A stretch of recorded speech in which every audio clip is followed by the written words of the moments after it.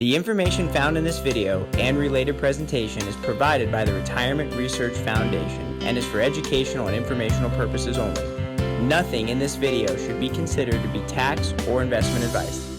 Welcome. Thanks for joining me here at the Retirement Research Foundation. I'm Daniel Rondberg, and with me is Ben Skinner from Taylor Skinner Law. Ben, so glad to have you here today. Now, you write typically revocable living trusts for most people, and there are certain irrevocable trusts that can be established for some other need, right? Exactly. Why do people use irrevocable trusts? So there are circumstances where you might want to have a, like you alluded to one earlier in the special needs situation, you might have a situation where the person can't be an owner of it. There's no need for them ever to be an owner of it. In fact, they could lose benefits by being an owner of it. Yeah. So often we'll set up an irrevocable trust. It could be, like you mentioned too before, a spendthrift situation. If you have a child that they're really not a special needs child, or they're an adult but they can't handle money, you might set up an irrevocable trust for them that holds their money. In fact, we did this on a case recently where they purchased an indexed annuity so that they would have a guaranteed payment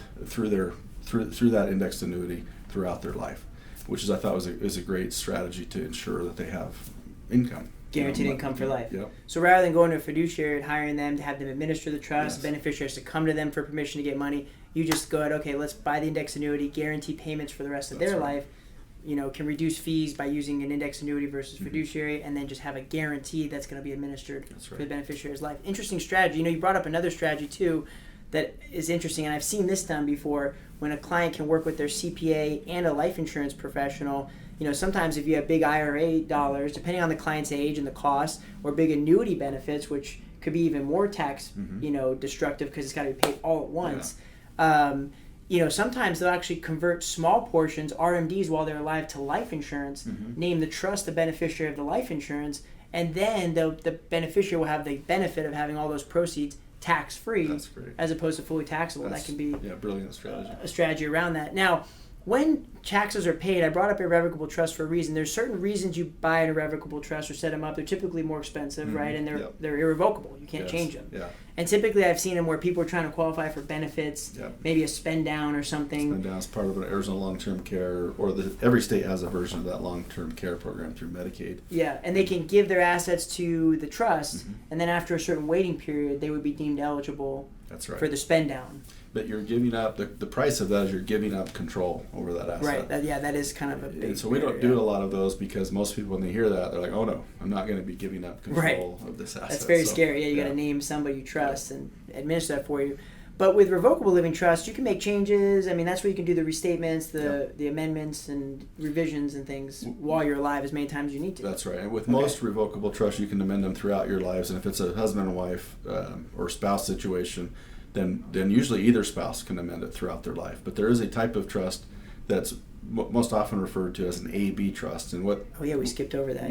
What happens with an A-B trust is when the first spouse passes away, the estate kind of gets valued at that point, and roughly 50% of it is locked up, and it becomes irrevocable at that point. And that portion of the trust is preserved for their heirs. The decedents. We call it the decedent's trust.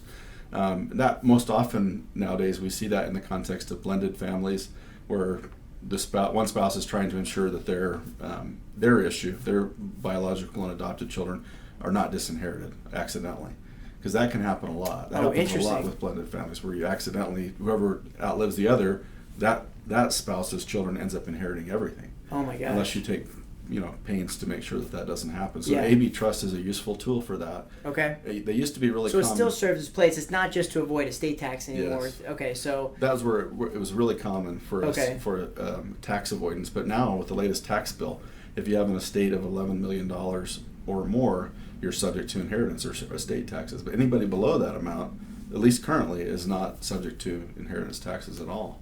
And so that has greatly simplified our we don't do a lot of tax planning anymore because of that. That's wonderful. So you don't see a lot of those irrevocable life insurance trusts anymore, things where people would purchase life insurance and irrevocable trusts to get taxes out of the estate.